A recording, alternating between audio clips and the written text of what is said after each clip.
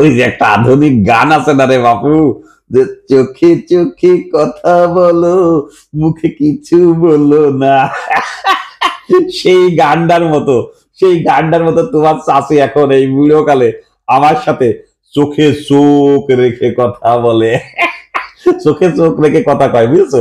আর সমস্ত হিসাব নিকাশ হিসাব নিকায় চোখে চোখ রেখে আদায় করতে আসে।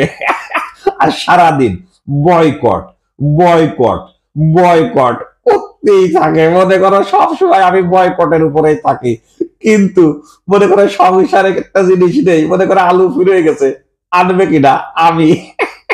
ওই মনে করো পেঁয়াজ নেই, যোগান দেবে কিনা আমি। তেল নেই, আসবে করতে আমার কাছ থেকে।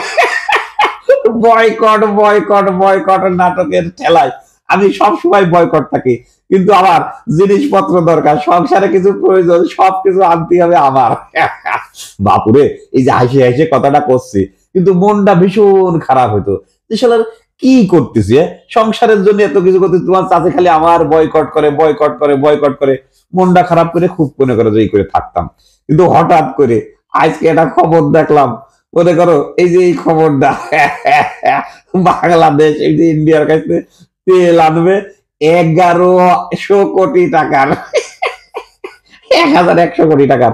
কিন্তু বাংলাদেশের এক শ্রেণীর লোক আছে তোমার চাষির মতো সারাদিন বয়কট বয়কট বয়কট করতেই থাকে। বয়কট বয়কট বয়কট নাটক করে করে মনে করে সারাদিন মুখে ফেনা তুলে ফেলে। তোমার চাষি যেমন আবার বয়কট করে, ওই লোকগুলো সারাদিন এরকম বয়কট বয়কট করতে থাকে।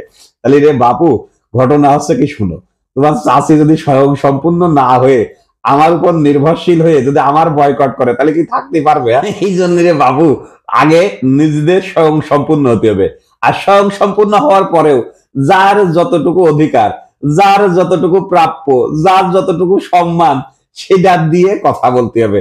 তোমার চাচি যদি আমার যথাযথ সম্মান না দেয়, তাহলে কি সে সম্মান পাবে? পাবে না। সে যদি সারাদিন মনে করো সংসারের মধ্যে আমার সাথে বয়কট বয়কট করে, তা আমি তার সাথে কতক্ষণ ভালো কথা কব, কত দেখে। এই জন্য এই সংসারে বাপুরে টিকে থাকতে গেলে, সংসারে সুন্দর আবহাওয়া তৈরি করতে গেলে, সুন্দর পরিবেশে বসবাস করতে গেলে সবাইকে সবার সম্মান দিয়ে তারপরে চলতে হবে। কেউ কাউকে বয়কট না, ইজ্জত দিয়ে যতটুকু সম্মান দেওয়ার দরকার। কারোর পা পাড়া দিয়ে ঝগড়াঝাটিও যেমন করা যাবে না, সেরকম বয়কট করেও লাভ নেই। কারণ এই সংসারে প্রতিটা মানুষই আমরা একে অপরের সাথে নিবিড় ভাবে সম্পর্কযুক্ত।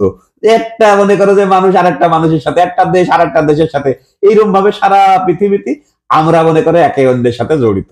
তাই বয়কট বয়কট এই এর ধ্বংস না করে, এর বকাবকি না করে, এর বাণিজ্য না না খাইয়ে নিজেরা ভালো হতে হবে। নিজেকে ভালো হয়ে সুন্দর মতো বসবাস করতে হবে। তাহলে আমি যদি ভালো হই, আমার পরিবার ভালো থাকবে, আমার পরিবার ভালো থাকলে এই সমাজ ভালো থাকবে, এই সমাজ ভালো থাকলে এই দেশ ভালো থাকবে।